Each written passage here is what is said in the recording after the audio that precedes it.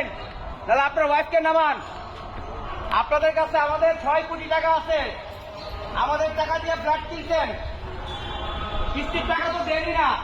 নিচে নামেন জাহাঙ্গীর সাহেব, আপনার কাছে আমাদের 6 কোটি টাকা। নিচে নামেন স্যার। আপনারা ভয় দেখাইলেন, আপনি গুন্ডা ভাড়া করছেন, গুন্ডা পাঠান, আপনার গুন্ডা পাঠান। ওই জাহাঙ্গীর সাহেব,